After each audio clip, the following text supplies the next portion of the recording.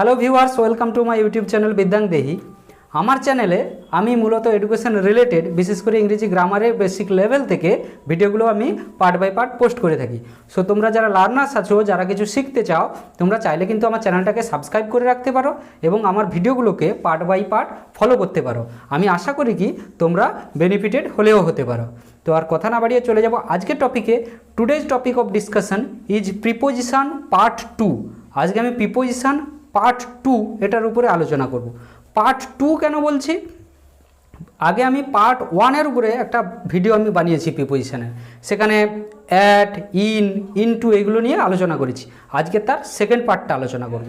তো এ প্রসঙ্গে একটা বলে রাখি, পার্ট 2-তে যে প্রিপোজিশনগুলো আলোচনা করব, এটা জানতে হলে কিন্তু পার্ট 1-এর প্রিপোজিশনগুলো, সেখানে প্রিপোজিশন কাকে বলে, প্রিপোজিশন আমরা কেন ব্যবহার করব, প্রিপোজিশন আমরা কেন শিখব, এইগুলো আমি পার্ট 1-এ আলোচনা করেছি।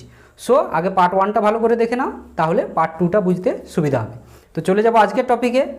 Today's topic of discussion first on. প্রথমে আমি অন এই প্রিপোজিশনটা নিয়ে আলোচনা করব। তো অন মানে কি? অন কথার অর্থ হলো, এখানে দেওয়াই আছে, অন কথার অর্থ উপরে। অন কথার অর্থ কি? উপরে। অর্থাৎ কোনো কিছু উপরে আছে এরকম বোঝাতে অন ব্যবহৃত হয়। তবে এক্ষেত্রে একটা কন্ডিশন তোমরা মাথায় রাখবে, যে উপরে বলতে তো অনেক উঁচুতে, ধরো সূর্য আছে, ক্রিকেট খেলা হচ্ছে, মাথার উপর দিয়ে একটা বল চলে যাচ্ছে, এগুলো বোঝায়, সেই উপরে নয়। কিন্তু অন এখানে ব্র্যাকেটে নিচে দেওয়া আছে, দেখো, সারফেস টাচড, কোনো কিছু উপরে অর্থাৎ লেগে আছে। আমি যদি বলি the book is on the table, টেবিলের উপরে বইটা আছে।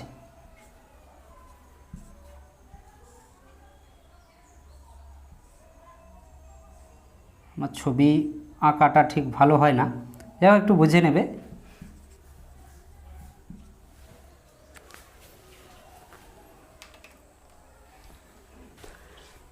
আমি যদি বলি the book is on the table, অর্থাৎ টেবিলের উপরে বইটা আছে, তাহলে টেবিলের সঙ্গে কি সারফেস টাচড করে আছে, সারফেস টাচ বা স্পর্শ করে রেখেছে, উপরিতলটাকে স্পর্শ করে রেখেছে।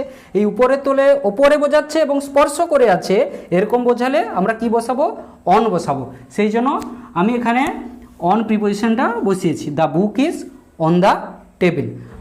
আমি আরও একটা উদাহরণ দিচ্ছি, তোমরা একটু দেখে নাও। এটা কি দেখছো বলো তো? Pen. This is a pen.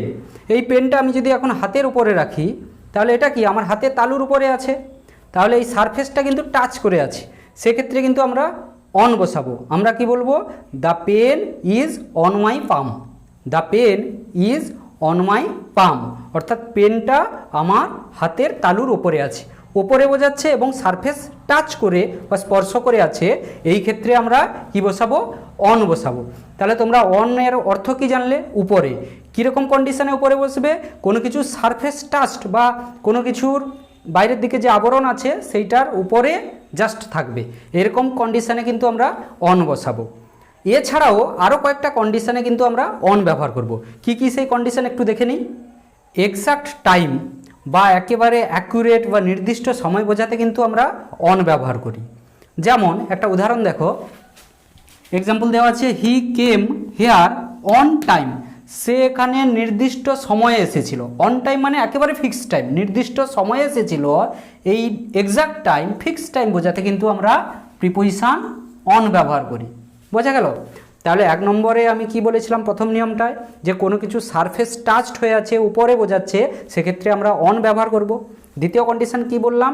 যে নির্দিষ্ট সময় বা এক্সাক্ট টাইমের আগে আমরা অন প্রিপোজিশন বসাবো। ওকে, ডেট বা তারিখের আগে আমরা অন প্রিপোজিশন বসাবো। কি বললাম? কোনো ডেট বা তারিখের আগে আমরা অন প্রিপোজিশন বসাবো। একটা উদাহরণ দেখো, they came to my house on 5th May, তারা আমার বাড়িতে 5 তারিখ, মে মাসের 5 তারিখ এসেছিল। তাহলে মে মাসের যে 5 তারিখ, এটা একটা ডেট বোঝাচ্ছে, ডেটের আগে আমি কি বসাতে বললাম? অন। সেই জন্য আমরা অন প্রিপোজিশন বসিয়েছি। তোমরা যেখানে কোনো ডেট থাকবে অর্থাৎ তারিখ থাকবে, তার আগে অবশ্যই অন প্রিপোজিশনটা ব্যবহার করবে। কেমন? চলে যাব পরের পয়েন্টে। নেম অফ ডে বা সপ্তাহে যে বারগুলোর নাম আছে, Sunday, Monday, Tuesday, Wednesday, Thursday and Friday, এই বারের নামের আগে কিন্তু আমরা অন প্রিপোজিশন বসাবো। ওকে, উদাহরণটা ফলো করো। I shall meet you on Sunday, আমি রবিবার তোমার সঙ্গে দেখা করব। তাহলে এই সানডে এটা সপ্তাহের একটা বারের নাম বোঝাচ্ছে, সেই জন্য আমরা অন প্রিপোজিশনটা বসিয়েছি। হি ওয়াজ বর্ন অন মানডে, সে সোমবার জন্মেছে। মানডে সোমবার বারের নাম, দেয়ারফর আমি অন প্রিপোজিশন বসিয়েছি। ওকে, এরপরে যে পয়েন্টসটা আছে, কোনো ফুড হ্যাবিট বা খাদ্যাভ্যাস এই রকম কিছু বোঝালে আমরা অন প্রিপোজিশন বসাবো। ওকে, যেমন দেখো example, the cow lives on grass, গরু ঘাস খেয়ে বেঁচে থাকে। ওকে, তো এই ঘাস খেয়ে বেঁচে থাকে, এই গ্রাস এটা একটা food habit. The cow lives on grass অর্থাৎ ঘাস খেয়ে বেঁচে থাকে, এই ফুড হ্যাবিট বোঝাচ্ছে বলে আমরা অন প্রিপোজিশনটা বসিয়েছি। ওকে, তাহলে কোনো ফুড হ্যাবিট বোঝাতে আমরা কি বসাবো? অন প্রিপোজিশন বসাবো, এটা মাথায় রাখবে। চলে যাব পরের পয়েন্টস।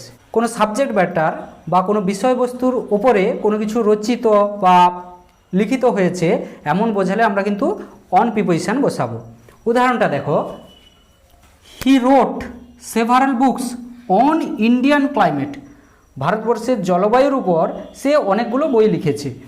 এই যে ইন্ডিয়ান ক্লাইমেট, ভারতবর্ষের যে জলবায়ু, এটা একটা টপিক বা সাবজেক্ট ম্যাটার, তার উপরে সে লিখেছে বলে আমরা এখানে অন প্রিপোজিশনটা বসিয়েছি। তাহলে তোমরা কি শিখলে?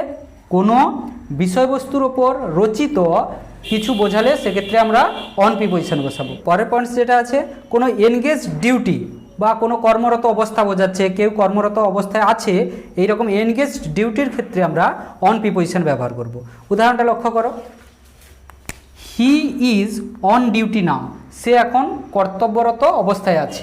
এই অন ডিউটি বা কর্তব্যরত অবস্থায় আছে, দেয়ারফর আমরা অন প্রিপোজিশন বসিয়েছি। চলে যাব পরের পয়েন্টসে। কোনো মার্জিন বা কোনো নদীর তীর, উপকূলের ধার ইত্যাদি বোঝাতে আমরা কি ব্যবহার করব? অন প্রিপোজিশন ব্যবহার করব। উদাহরণটা দেখো, বুঝতে পেরে যাবে। Kolkata is situated on the bank of river Hooghly, Kolkata Hooghly নদীর তীরে অবস্থিত। তাহলে ব্যাঙ্ক অফ রিভার এটা একটা মার্জিন বা হুগলি নদীর তীর, এটাকে বোঝাচ্ছে, দেয়ারফর আমরা অন প্রিপোজিশন বসিয়েছি। ওকে, পরের উদাহরণটা লক্ষ্য করো, he is on the way to Delhi, সে দিল্লি যাচ্ছে এবং পথে আছে, এরকম বোঝাচ্ছে। তাহলে অন দ্য ওয়ে অর্থাৎ সে রাস্তায় আছে, এই ক্ষেত্রে আমরা কি বসাবো? অন প্রিপোজিশন বসাবো। পয়েন্টসটা ক্লিয়ার হলো? সো তোমরা কি শিখলে? অন এর অর্থ কি? উপরে। কি বোঝাতে? বেসিক্যালি কোনো কিছুর ওপরে বোঝাতে, সারফেস টাচ করে আছে, স্পর্শ করে আছে কোনো কিছুর ওপরে, এমন বোঝাতে আমরা অন ব্যবহার করি। এটা তোমরা শিখলে। এছাড়াও আমি কতগুলো কন্ডিশান, 8টা কন্ডিশান বললাম, এই ক্ষেত্রে অন বসে। এছাড়াও আরও 3-4টা কন্ডিশান আছে, সেগুলো তোমরা পরে শিখলে চলবে। আপাতত বেসিক লেভেলে এইগুলো জানলে তোমাদের অন সম্পর্কে একটা কনসেপ্ট আমি আশা করি পেয়ে যাবে। চলে যাব এর পরের প্রিপোজিশনে। এর পরের প্রিপোজিশন আমরা অফ নিয়ে আলোচনা করব। অফ, অফ এই প্রিপোজিশনটার অর্থ কি বলো তো? র বা এর। তোমরা দেখতেই পাচ্ছ অফ কথার অর্থ কি? র বা এর। অর্থাৎ যেখানে র বা এর এইরকম সেন্স থাকবে সেখানে আমরা কিন্তু অফ প্রিপোজিশন বসাবো। ক্লিয়ার? উদাহরণটা লক্ষ্য করো, গ্রামের মানুষ, গ্রামের, এই যে র বোঝাচ্ছে গ্রামের, র বা এর, গ্রামের, এক্ষেত্রে আমরা অফ প্রিপোজিশন বসাবো। তাহলে আমরা ইংরেজিটা করে নিই।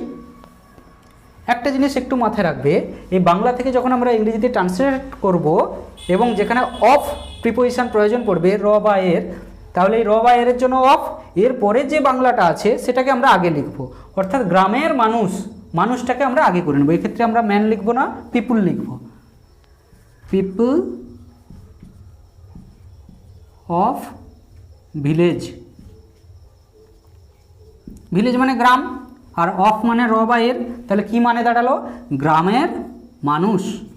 আর আমি আগেই বলেছি যে প্রথমে আমরা অফের পরে যে ওয়ার্ডটা বাংলা থেকে যখন ইংরেজিতে যাব, আগে সেই অফের পরে যে বাংলায় ওয়ার্ডটা আছে সেটাকে আমরা আগে ইংরেজিতে লিখে নেব। অর্থাৎ পিপুলটা লিখে নেব অফ ভিলেজ, গ্রামের মানুষ। পরের উদাহরণটা লক্ষ্য করো, সচিনের ছেলে, এই যে র বা এর, এই র বা এর জন্য আমরা কি বসাবো? অফ বসাবো। এই র এর জন্য কি আসবে? অফ আসবে।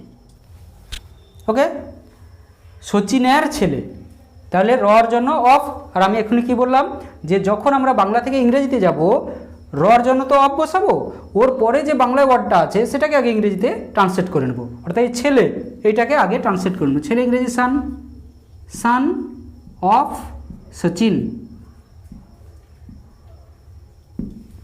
সান অফ সচিন, সচিনের ছেলে। তাহলে সান অফ সচিন অর্থাৎ সচিনের, অফ সচিন, অফের পরে যে ওয়ার্ডটা থাকবে তার সঙ্গে কিন্তু র ব্যবহার হবে। ওকে, এটা মাথায় রেখে দেবে। অফ সচিন অর্থাৎ সচিনের, অফ ভিলেজ গ্রামের। বোঝা গেল? সো তোমরা তাহলে কি বুঝলে? অফ কথার অর্থ হলো র বা এর। আমি দুটো উদাহরণ দিলাম, আশা করি কোনো সমস্যা হলো না।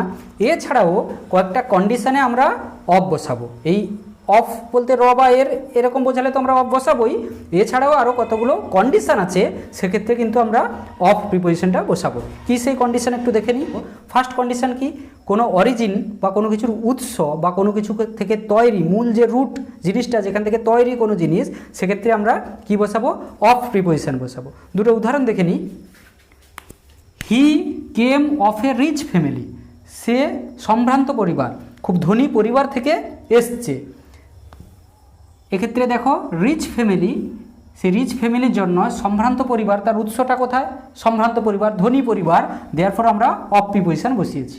ওকে, পরের উদাহরণটা দেখো। This ring is made of gold, এই আংটিটা সোনার তৈরি। তাহলে যে গোল্ড, এটা সোনা, এটা তার উৎস, এখান থেকে রিংটা তৈরি হয়েছে, এই রিংটা, দেয়ারফর আমরা অফ প্রিপোজিশন বসিয়েছি। উৎসটা কি? গোল্ড। এখানে উৎসটা কী ছিল? রিচ ফ্যামিলি, সে রিচ ফ্যামিলি থেকে এসছে, সোনা থেকে এই রিংটা তৈরি। তাহলে উৎস বা অরিজিন এই রকম বোঝালে আমরা কি বসাবো? অফ প্রিপোজিশন বসাবো। ওকে, সো চলে যাব পরের পয়েন্টসে। পরের পয়েন্টস কি? কোনো কিছুর কারণ, কজ ইত্যাদি বোঝালে আমরা অফ প্রিপোজিশন বসাবো। যেমন দেখো, হি ডাইড অফ কলেরা, সে কী কারণে মারা গেছে? কলেরা রোগে, of. Okay, died of malaria, ম্যালেরিয়ায় মারা গেলে ম্যালেরিয়া। তাহলে কারণ বা কজ, এই ক্ষেত্রে আমরা কি বসাবো? অফ প্রিপোজিশন বসাবো। চলে যাব পরের পয়েন্টসে। পরের পয়েন্টস কি আছে? কোনো পজেশন বা অধিকার, ওনারশিপ, মালিকানা, এই সমস্ত ক্ষেত্রে আমরা অফ প্রিপোজিশনটা বসাবো। উদাহরণটা লক্ষ্য করো। The poems of Rabindranath are very interesting, রবীন্দ্রনাথের কবিতাগুলো খুবই ইন্টারেস্টিং। তাহলে রবীন্দ্রনাথের, এই যে র বা এর বোঝাচ্ছে বলে অফ বসেছে, এবং একটা মালিকানা বোঝাচ্ছে, সেই জন্য আমরা কি বসিয়েছি? অফ প্রিপোজিশন বসিয়েছি।